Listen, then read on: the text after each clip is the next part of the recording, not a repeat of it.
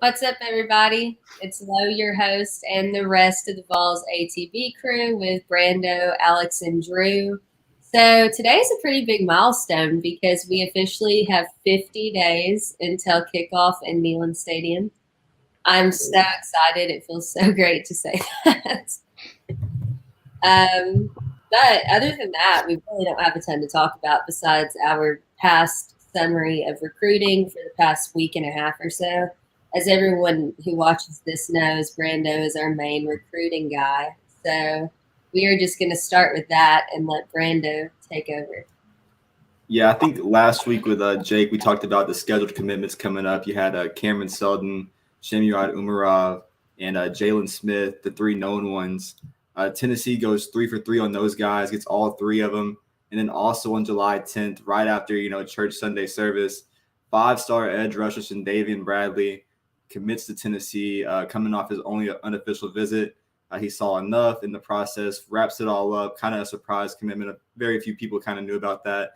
Tennessee now has 2 top 6 edge rushers in the 2023 class. Going on this run they had, landing 3 4-stars, 1 5-star in the span of 4 days. Absolutely insane. Tennessee, after missing on a lot of guys, now in that top 5 range, ranking number 5 in the class overall. Absolutely crazy. Just a huge weekend, and it can't be said enough. The recruiting tear that Josh Heupel and co went on this week, it was absolutely insane. Drew? Yeah, I think this is one of the best recruiting weekends. Easily under the Josh Heupel era by a mile, but one of the best ones that we've had as far as I can remember. Since I've started focusing on recruiting, which is probably since the Derek Dooley era. The fact that you go 3 for 3, with Umarov, Jalen Smith, which I think, I said on Overtime on Monday, I think that's going to be one of the best guys out of this entire class. Thanks. He's an absolute baller. But with Umarov, Jalen Smith, and Cam Selden, who, is one of the top guys that Nico really wanted in there.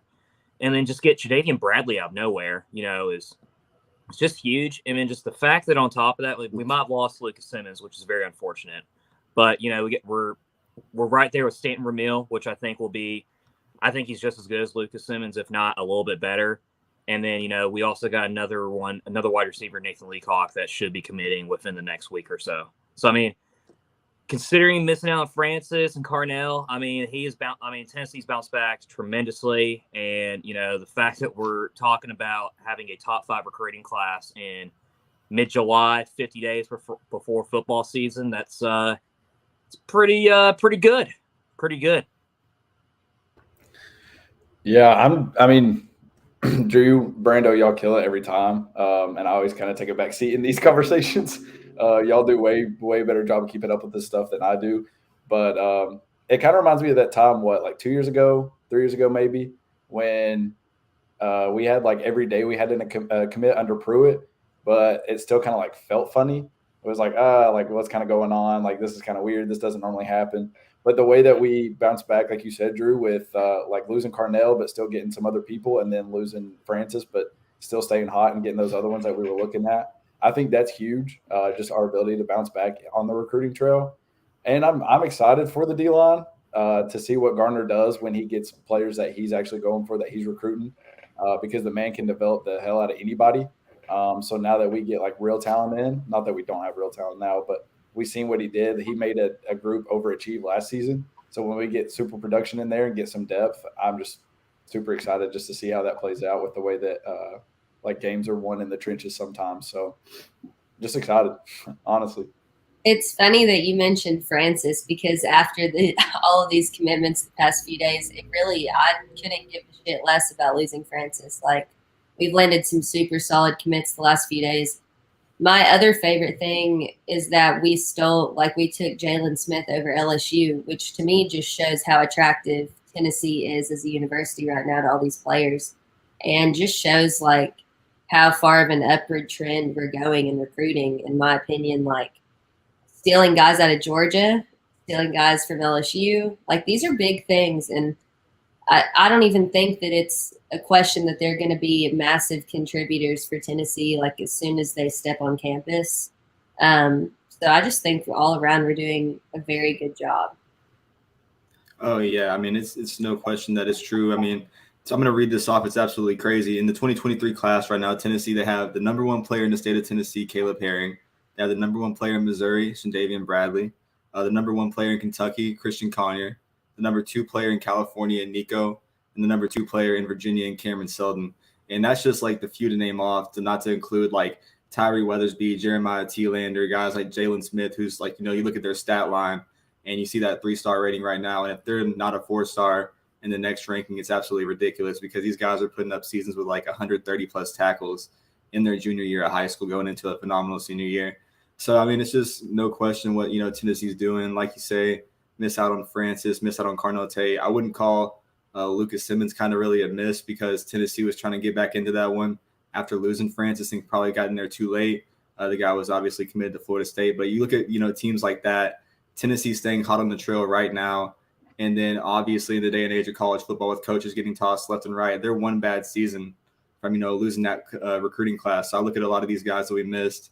Tennessee goes in there, maybe, flips one or two, not all of them, tries to get back on anybody, maybe a high 4-star guy on the line, getting the D-line, kind of fixed up. I think that's a big one for Tennessee in recruiting, and that could be huge to getting part in the 2023 class. And I'll end it my take with to win in college football, you have to have a really good quarterback and you have to have guys that can get to the quarterback.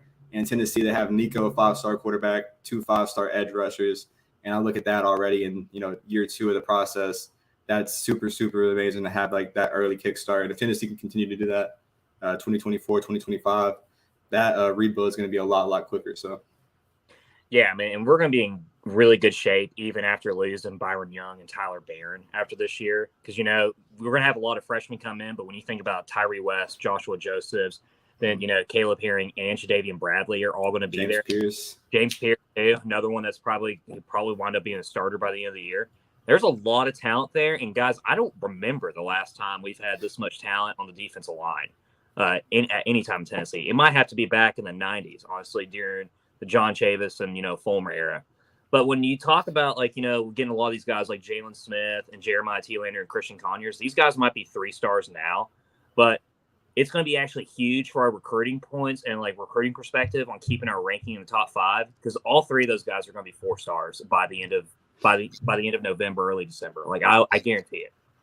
And when you add that on there, we really only need to like maybe get a couple more guys in there. And this, I mean, I think worst case scenario, we finish 8 or 9. Like this, I think it's almost a lock now at this point that this is a top 10 recruiting class, which it's been a very long time where we could even say that before even the season starts. So just an unbelievable turnaround from Heupel and his staff, and especially Rodney Gardner, just absolutely crushing it. Yeah, I'm a step in with a Twitter question right quick. We kind of are hitting it right now, but Avery Jank 07 asks, what are y'all's thoughts on our interior defensive line this year? If y'all want to keep expanding, I know, Drew, you kind of just hit that right there, and Brando too as well. But I mean, I think, like for us losing Matthew Butler, I think this defensive line is not going to skip a beat. They set the program record last year for tackles for loss of 107 in the season, which is just unbelievable to think considering the depth issues that we had.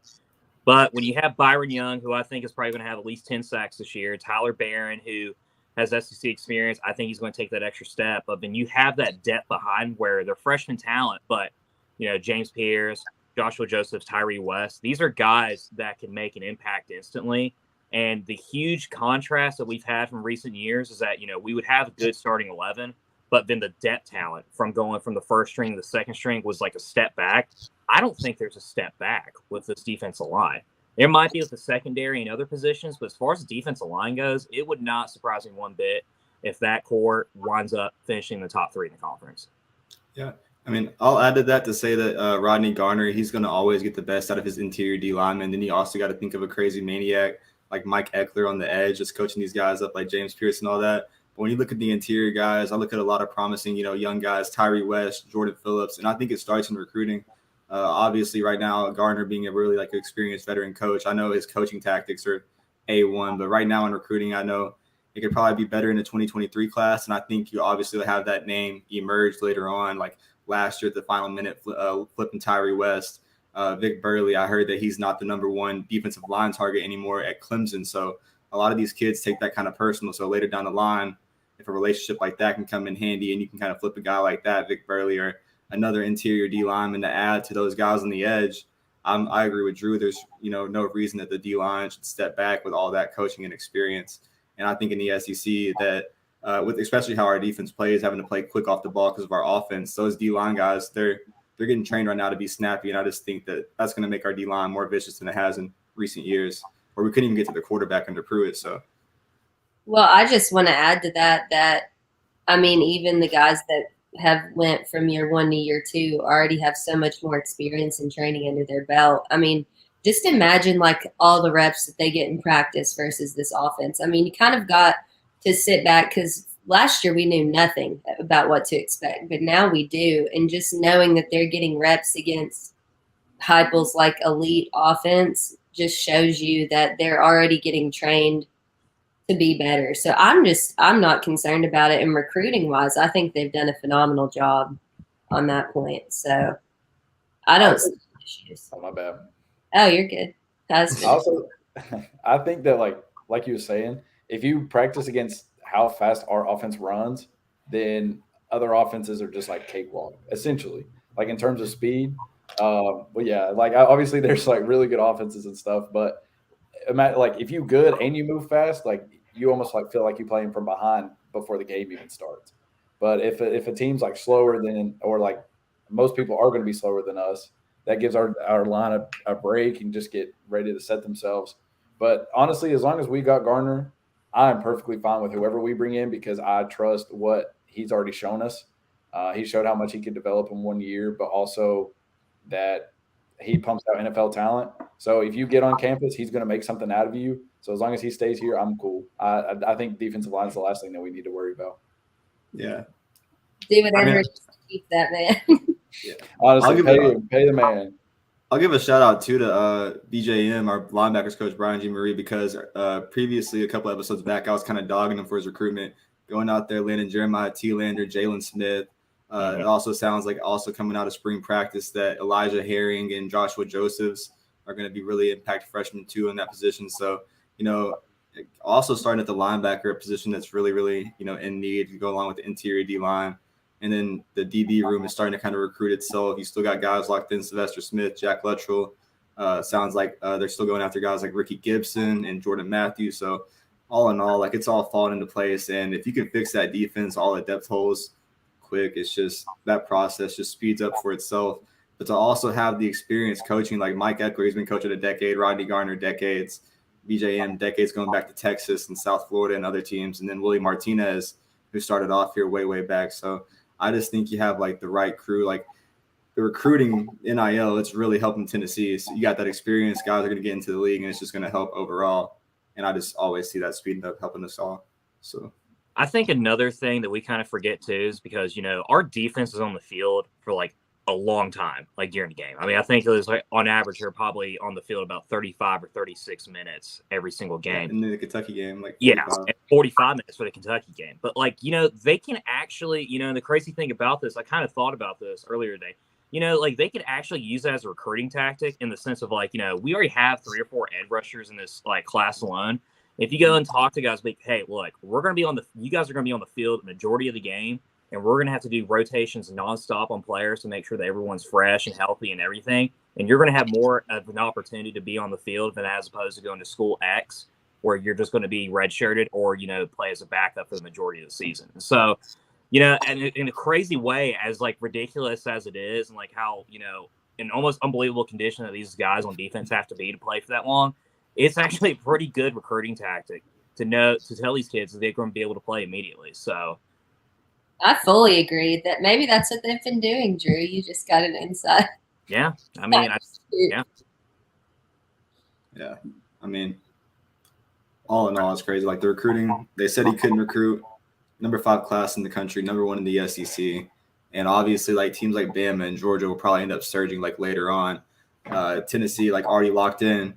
Like I said, 2 5-star edge rushers, like in a quarterback, the 2 positions that are, gone after the most, where you have like, teams like Bama and Georgia missing, like Georgia going after Arch and completely failing. And then Bama now they have 2 top 10 ranked quarterbacks committed at the same time. Somehow they just keep on adding on. They got Dylan Lonergan and they have Eli Holston, which is absolutely crazy. But obviously you just look Tennessee, they're getting the guys they want, you know, maybe one or two misses, but overall they're going out there and they're getting those guys and it all comes around. So really, really impressive going into year 2, especially after not even a crazy year 1. So For sure. Do you have anything else you want to talk about recruiting before we bring up the other thing we wanted to talk about? I think all in all, Drew said, you know, Stanton Ramil coming up at the end of the month. Nathan Leacock probably going to be around like the 21st, I heard. And then you got guys like Ricky Gibson, probably like August 5th, August 3rd in that Dayton range. So probably not every day. I know they're all kind of like fiending for some more like domino effect recruiting, but Tennessee's still looking to add some guys. And I think they're in great spots with all 3 of those guys. So go and get key pieces on the defense would be a really good spot. So just think Tennessee's going to add on, and I think they're still going to stay in that top 5 range. So should be really good for the team. Absolutely. So the next thing we wanted to talk about, I saw this and sent it to the group chat like a couple days ago. Yeah, 24/7 Sports, Brad Crawford is projecting Tennessee to beat Georgia this year, 34-31 in Georgia. So let's just go around and hear everyone's thoughts on this. Yeah, I saw it pop up on my Instagram feed, and I mean, the first one was the Georgia one, their projection that popped up, and then they posted the Tennessee one shortly after. And I know like Georgia fans, like everyone in the SEC was sick when they saw that, saying there's no way that Tennessee's going to go into Athens and beat them in year 2. Like there's just no way after they lost year 1. And then they showed ours where we were expected to lose to Bama, LSU, and then South Carolina. And I have beef with both parts because, I mean, the Georgia one is probably realistic, but going into the other part of like losing like the Bama game, it had like a 34-31 loss, and then I think the South Carolina was like 37-34. I just don't see us losing to Shane Beamer, the same guy throwing his hands up down 38-7 last year. I just don't see that with Spencer Rattler making that crazy of a flip when they didn't address any positions of need. And then the Georgia one in itself, I know that's the main topic. I mean, I know that's going to make people sick, but I just think our offense, like let's be honest, they did lose their whole defense. Like everyone got drafted. Now, is Kirby Smart going to be like enough in like Nick Saban type to reload year after year after winning a natty? Is he built like that? No one knows. Like it's going to be interesting to see. The quarterback position's kind of, you know, wary. Their defense was taken out, losing their DC to Oregon. So, I mean, it's realistic, to be honest. I can kind of see it. If Tennessee can go in there year 2 under Heupel and shock the, you know, national defending champs. Drew's over here sick to his mind. He's not even convinced for beating Florida and Tennessee. So, I mean, there's definitely a way. It's just not likely, but I mean, like, you know, honestly, for even with my opinion about the Florida game, I will admit that that's a pretty high chance that we win that game. Like, everything about that makes sense of us winning that game, right? Nothing makes any sense whatsoever about winning Georgia. First of all, we've won there twice since 2006, okay? And the only reason we won 2016 was because of the freaking Dobnail boot and because Juwan Jennings is an absolute goat. That's the only reason. We basically lost that game, quite honestly. Yeah. We're not going in this year, okay? It's going to be closer than it was last season. I will agree. But we're not going to go and beat Georgia on the road. And we're sure as hell not going to go theoretically beat Georgia on the road and then go lose to freaking Shane Beamer and his goofy ass in Columbia 2 weeks later. There's no shot. Like it's just the whole entire thing was ridiculous. Like, and the more I've realized, like the more of these like experts on these websites have no idea what the hell they're talking about. So I think 24/7, you kind of know, you know. Well, they're in it for the shock factor, but none of it's real. We're sitting here talking about it right now. I mean, it's a discussion. Even Josh Pate, who works for 247, has like a radio show. He was like, "This is the most ridiculous thing I've ever seen." Like, I would think back to when we had Christopher Gabriel on the show. He kind of said that Tennessee would probably go out there and shock one team and then get shocked by another team. I don't think that team is South Carolina, respectfully. I just don't see it. Maybe, you know, like a Pitt or like I don't even know who else we could really lose to. I don't think we have a problem with Florida, Kentucky, or Vanderbilt next year, period. South Carolina, I just don't think teams are right. Yeah, I don't think Missouri and Eli Drinkwitz don't scare me. I just don't see it. They missed out on 6 transfer quarterbacks. They had to, you know, beg for someone to come play for them this year. So I don't think they'll be really good. I just don't see it. I think Tennessee rolls, but The one game I could see where it'd be like a shocking upset, even though in the back of our minds it wouldn't really be that big of an upset, would be the LSU game. That's the game that I guess, yeah. On the road. We're not I've winning. always had it as L, though. And as far as like the upset goes, I mean, maybe Pittsburgh, but if we're gonna be honest, it's not really that big of an upset considering they won the ACC last year. But like, we're not gonna lose to Mr. Four Eyes, Missouri. Okay, that's a fact. We're not going to lose to that ball-headed loser at Vanderbilt, and we're not going to lose to Mr. Goober, Shane Beamer at South Carolina either. So they need to like chuck this fucking prediction into the bin because this was awful. Yeah, I mean, hey Drew, we had somebody in the Twitter feed say this is from Vol Admiral. He said, "I agree with Drew, but at the same time, I disagree with that fan being off with that hair in this heat." So you got people that are pulling for you, but they don't understand your, I guess, like your thermodynamics because it's hot. My thermodynamic, like what? Because I have long hair. I guess he just don't want your neck sweating, but he agree with you. So I mean, there's that. That's the first fan to agree with you. It just seems like a really off-topic comment, but Fall Admiral for it, I guess. Okay, I wanted to make a point. So let's just look at this realistic in a somewhat of a momentum type way. So say Tennessee like beats Ball State, Pitt, Akron, Florida at home, which I'm expecting. Yeah. I think they win at LSU, lose to Bama, and beat UT Martin in Kentucky. That would put them at 7-1 going into Georgia, which would be absolutely freaking nuts. And it's far enough in the season that it could be a pretty close game. I mean, way closer than anyone probably thinks. No, we're not doing this. I'm not gonna like fantasize that. I'm not gonna like Cedric Hendon Hooker to SETI touchdown. When I read it, this light clicked into my mind for a split second because as a season ticket holder, I requested tickets to Georgia and LSU, and I was just like, what if I was there for my first trip to Georgia and that happened? For just a glimmer of hope. I just know Baton Rouge is going to be stupid crazy. I can definitely see that being a reasonable loss just because off environment alone. Like depending on game time, we talked about that. Yeah, we talked about it. Yeah. If it's a 3:30 kickoff, I would like our chances. But if it's a noon kickoff where it's 11 a.m. over there or a night game, zero chance. I don't like it at all. Volman just replied to our tweet saying UT Martin Skyhawks with the upset. I just want to point out that we are not Vanderbilt. We do not lose to our FCS opponents anymore. Anymore.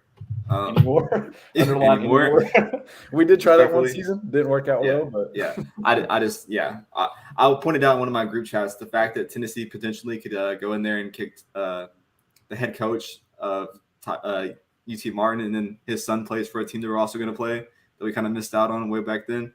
I just think that would be kind of cool if that did kind of fantasy happen. That'd be nice. But all in all, that schedule prediction thing, off the charts, just stupid. Really? 8-4, 9-3. Drew, we're going 9-3. It's just flipped around a little bit. Reasonable with a bold win. That's 9-4. That's a great year too. I mean, it's better than you like 3 weeks ago. I agree.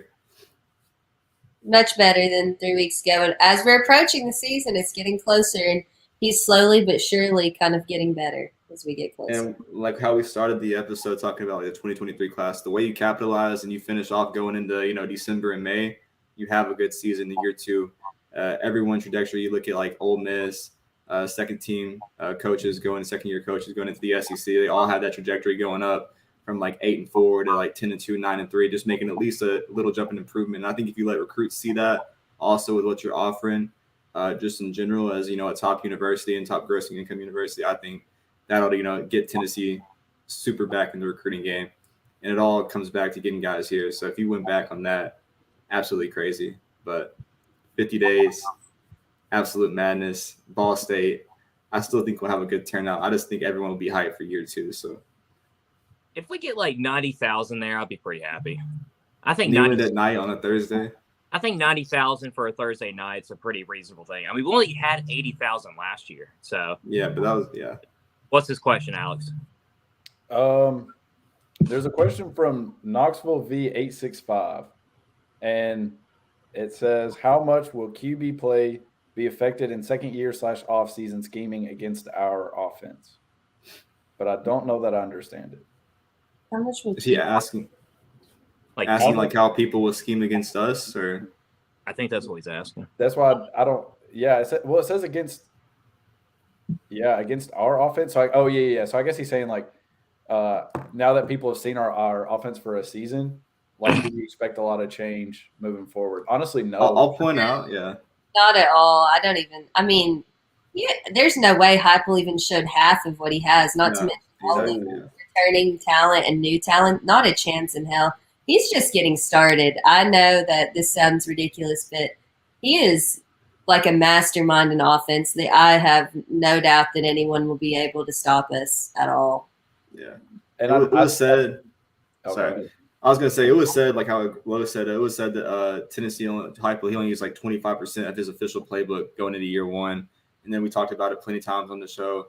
Year 1 to year 2, where Heupel's been Utah State, Missouri, everywhere in Oklahoma, like involved. Like the numbers from year 1 to year 2 under a second year QB is absolutely phenomenal. Then you added on the outside with Brew McCoy, you have your inside slot, and also going 4 wide more this year and having more threats in the field, playing in space. Going quick. I think Tennessee's going to be even quicker. They were like the second quickest team or first quickest team last year, 2.99 plays or 2.99 seconds between plays. Absolutely crazy. So I don't think that anyone's going to be able to scheme like that. And if they do, it's going to go against like their players' conditioning. Because if you just kind of scheme against that like 1 week, a year, like I feel like that kind of affects your fatigue going into a game week. So I just think that, kind of hope for the best, maybe take ripples of it. But like y'all said, he's only getting started, to be honest. So. I also think it'll be cool to see Hooker be QB1 for the entire offseason and going into the regular season. Because why are you shaking your head? Oh, Go ahead. You're making a good point. So I think like we also forget that Hooker didn't have a full season as QB1. Like we did start with Milton, so Hooker will have again more time. Not that he didn't settle in. Obviously, he did 33-3 touchdown interception ratio, but like he will have a full season, a full off season as QB1 in practice, and then also go into the season as our official leader. So I'm excited for that. But also, yeah, I really don't think you can't show all your cards in year one. And I think Heupel just has so many things up under his sleeve that we're just waiting to see. But I mean, when you have an offensive mind like him and you come back with more continuity and you bring in all the talent that we're bringing in, like I don't see how people prep for it. They can try. I mean, like there will be times where we have lulls in the offense, like that happens. But I still expect a lot more of the same as last year. Like we're still going to be putting up like 40 points a game. Obviously, dropping it still on Beamer's head. I think he's still going to be putting his hands up when his team scores a touchdown. They still down like 42. That's fine by me. But no, I'm just excited. That's all I can say is I can't wait to see this play out. Like the closer we get, the more I'm like, all right, I'm ready for a touchdown. Like I gotta hear Rocky Top playing. But that's just me. So one of our viewers on the YouTube chat, he pointed out like a really good point. This is how teams are going to stop Tennessee next year. They never addressed the rule of faking injuries. They got rid of the Kenny Pickett's fake slide thing. There was a lot of other changes, but they didn't address the fact that, Lane Kiffin and many other teams later in the season started going down with cramps in the freezing cold in November, December, January, even in the Music City Bowl game. So that's one way that people can stop Tennessee. How often, I think they said like they'll give them a warning, but there's going to be no repercussions for it, which is absolutely crazy. That's pathetic, but it's real. It is smart. Yeah, it's smart. And I think I also think though that Heupel and then after the second half of the Ole Miss game and seeing that hey, they're not going to stop doing this. They're just going to keep doing this. This is how they're going to play. You also had to kind of game plan around that. So I feel like things like that, you obviously know what's going to work, but they probably went into, little ripples, playing against, defects like that, getting, good things like Warren Fields phase. If you can come back with a big play after a fake injury like that and keep your momentum, that's what kind of happened a lot. Tennessee, 30 seconds off the clock, off the field, you couldn't really use your advantage. And they tried as hard as they could, but when you're playing from behind and that happens, it's kind of impossible to get back with how we play. So I think as long as you can play ahead, play fast. Last year, we led the nation in point differential in the first quarter, outscoring teams ridiculously, 28-7 every time, stupid. That's what helped us a lot. And I think if you just get ahead quick, it's going to be hard to keep up as long as our defense gets 1 to 2 stops. we should be in good hands. But the Gatorade jugs, man, the cramps, it's just crazy. December weather. Well, I mean, you always get cramps during, that cold November and, dry, late December weather. So it, from a physical standpoint, makes complete sense, obviously. But I think they're going to be able to recognize maybe some of the formations that Heupel has under this offense after the first year. But like what you said, I mean, he said back in April that they've only used 25% of their playbook. And I think what he's actually really going to capitalize is like what you said with the, with people using the fake injuries and the fake cramps. He's probably going to try to use more of his playbook on making capitalizing plays after having those, having that happen during the game. And so that was a huge thing last year. Is we couldn't get anything going once a team did that. So I don't really have any concerns about this offense. I still think we're going to average 45, 46, 47, 48, maybe even 50 points a game. It's just, I just hope we can stop someone on defense, and just have the lead at the end. Thanks. Well, the other thing we wanted to talk about was this ridiculous list that came out. We're just talking about Hendon Hooker and 33-3 touchdown versus interceptions. And he wasn't even not on the top 10 or the top 15 or even the top 20. Who all was above him? You guys let some people know about that. So the three quarterbacks that LSU has, Miles Brennan, Jaden Daniels, and I forgot the other guy, they were all above him. Spencer Rattler, who literally got booed off the field after being an absolute disgrace at Oklahoma and got benched for the rest of the year, he was at 3. He was higher than C.J. Stroud at Ohio State. I mean, Will Levis was above him, Mr. Mayonnaise Boy himself. Rotten banana. Yeah. And then, what's the guy that, transferred from USC to Pitt? Caden Slavis, number 9. Caleb Williams, who hasn't played it down at USC, number 2. I mean, this list was the most bonkers thing I have ever seen in my life. And Pro Football Focus has put a lot of dumb shit on their Twitter. Yeah. This is the cream of the crop. I mean, it was mind-blowing. I'm not going to lie. When I saw this morning on Twitter, I had to go outside and pace myself in the Enterprise Wallet parking lot because I was fucking furious. I mean, it was ridiculous. No, you raise a good point, Drew, because literally on my account, I've had 3 posts from the last month and a half of Pro Football Focus talking about how Hendon Hooker led the nation in play action passes and his percentage from touchdown to interception ratio, leading the SEC, third in the SEC, coming back as the most experienced quarterback. To ride that coattail and then to go in there and not even put him one of the best dual threat returning quarterbacks in the nation would have been probably 4th, 5th round pick in this year's draft. Decided to come back, and then you don't even put him in the top 10 over a guy, Caden Slavis, who put USC in the downfall, got beat out by Jackson Dart as a true freshman. Caleb Williams, only playing because Spencer Rattler got booted off the field. The list was stupid, and I just think that if you don't have Hendon Hooker as a top 10 quarterback after he beat multiple of those quarterbacks, or is going to beat another one of those quarterbacks this year, it's just going to come back to bite him, and I think he's going to beat a few on that list. So, and that was another thing too. It wasn't even that pissed me off, right? They had Jackson Dart and the other guy, Ole Miss, 2 of those guys above Stetson Bennett, which made 0 sense. I don't think Bennett's the best quarterback in the world, but the guy just won a national title. I mean, this whole entire list just made no sense. I haven't been this angry in a very long time. Hey, I just wonder how they get paid to make lists like that. I guess to trigger podcasts. Yeah, I don't know. To be pissed off like this. But so, hey, if you didn't know who he was and you only listen to South Carolina fans, you would think that Spencer Rattler is the next coming of Jesus and the rapture's occurring just because they got him. But this dude played in the Big 12 in a pass-happy offense with a very good quarterback developer in Lincoln Riley, and a conference where nobody plays defense. And like you said, Drew, got booed off the field because he played so bad.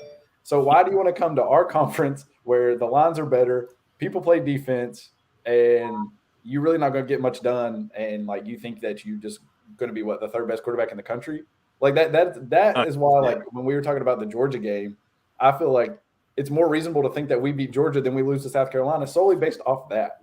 That's crazy to me that they think that he will come in and just fix everything. He's not good. Prove me wrong. I mean, whatever, but still, that's crazy. He's terrible. I mean, literally through 3, I think it was 2 or 3 interceptions against West Virginia last year, who was statistically the worst defense in the Big 12. Neil Brown. Were the only defense in the FBS that was worse than them was Missouri, and that's because Missouri's defense is like Swiss cheese. I mean, like yeah, we saw what we did to them. That doesn't make sense. Yeah, I'll say respectfully, there's a reason why Caleb Williams is out there in Southern California and not Spencer Rattler. There's a reason why he's in the SEC at South Carolina with Shane Beamer at his second resort. And I'll also agree that South Carolina, their offensive line, respectfully, going up against SEC teams with their schedule and then having to play Clemson and other teams like that.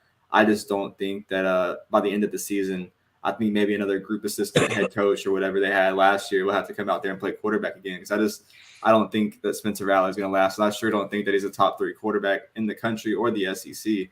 I just respectfully. You really think a school that produced Connor Shaw and Steven Garcia is going to make Spencer Rattler be a good quarterback? Get out of here. Give me a break. Ain't no way. Special teams coach, no. Until as a grown adult you stop saying "Go Cox," then like I don't trust anything that you do. They have a meme going around right now where they have their logo in a body and it says it's the cock in me. Like that's how they get down. So.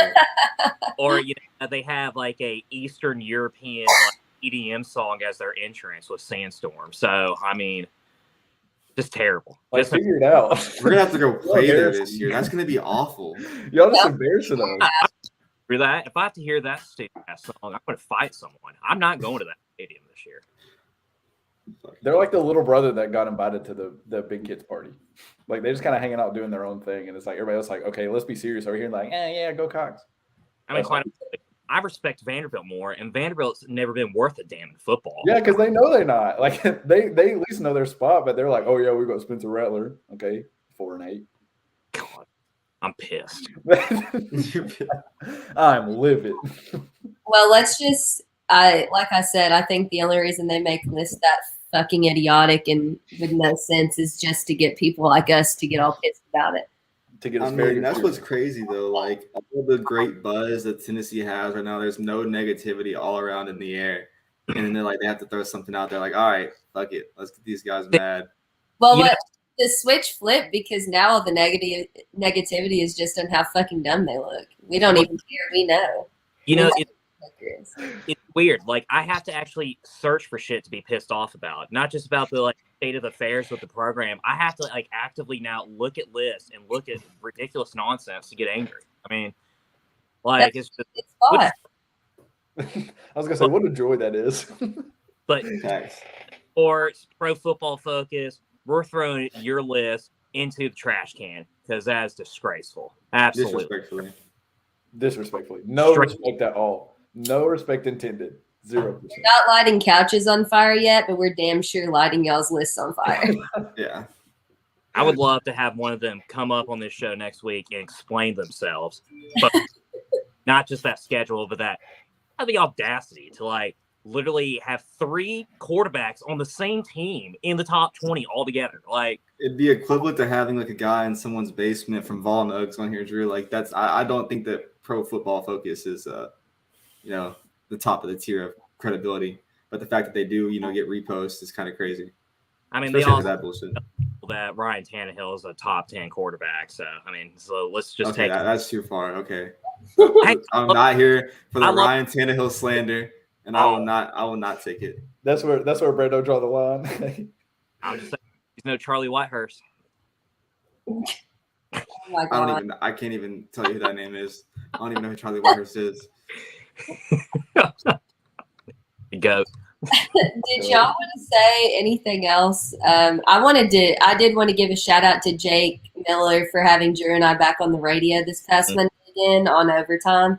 And if you guys did miss that, you can catch the replay on the Sports Radio Knoxville app. Then for having us on for that. Closing thoughts for everyone. And this literally not mini episode. We were going to do 30 minutes less and we're at 40, but that's fine. I guess, the overtime appearance growing the brand, but you also look at Tennessee athletics, Tony Vitello got him that little UConn first baseman the other day, which is a huge transfer pickup. Kind of went quietly with all the football stuff that Tennessee's doing. I think Tennessee's building the brand really well. You're having the AD and everyone buy in with their 5-year plan they announced over there. Everyone's kind of buying in. They have their full trust, and Heupel was able to do what he wants to do. You're seeing it win on the recruiting trail, and now, like we said, we're in the beginning, 50 days until he can prove it on the football field again, going into year 2, which I fully expect. I know counting down in these next weeks. I don't know, quick maths. 7 weeks. Yeah, 7 weeks exactly. Maybe 7 more episodes before football season, 6 to 7. So it'll be absolutely crazy. I know we're going to be itching for content, and I'm sure we'll have like more recruiting stuff next week or the week after that. So closing statement, absolute win, and big things on the recruiting trail. I mean, it was a perfect recruiting weekend last weekend. I don't think we could be in a better position than we are right now on the recruiting trail. And I think it just really speaks for volumes on how well Heupel and the staff is doing as far as like the state of affairs with this football program. When in mid-July, I'm getting pissed off about Pro Football Focus quarterback lists and season predictions from 247 Sports that has us going 9-3. So when I'm getting redneck angry, Roane County rage, Fair get furious, Pal pissed off, Alcoa angry about going 9-3, then it's a good thing. Closing arguments. Well, there's a bug in my face. Spentler Rattler's not good. He will be bad this season. And in about right at about a month, we've got our live show. So just keep that on y'all's calendars at the Skybox in Knoxville. A lot of big names floating around that might be hanging around our show. So definitely come hang out and see us. And it'll be our first time meeting, all of us in person. So we can all meet each other. We meet y'all, whoever's listening, whoever wants to come. So just keep that on y'all's calendars. Literally so wild that we all haven't met in person. It absolutely kills me. We should have Q&A, like have people go and ask us questions, like as if it's a town hall or something like that. Josh Heupel, where you at? Bring the staff, bring the whole gang. Seriously, that's going to be so fun. I get scared about us talking about it because there's so much planning, but at least we have the venue and the date and all that set up, so that's good. But We're gonna be like the Fire Fest. No, it'll be awesome. We still got a month. But I don't know. I guess my thing is kind of like Drew. It's like just be excited, be happy that this is the shit we're talking about in July leading up to this season in year 2. I have nothing but excitement. Just 50 days until we're almost at 49. Like, I don't know. It's just absolutely exciting. I can't wait to be there. I'm leaving work early and everything. I've already planned for it. So, yeah, just a lot to look forward to. But I don't know what the hell that was. I don't know what that was. Anyways, until next time, I assume we'll be here next week. I don't see any reason why not. So I guess look out for us next week. This will be on Spotify tomorrow or Friday. Hopefully, if Ronnie gets it in gear. Come on, Ron. So until next time, good night. Go Vols. Go Vols. Go Vols. The balls.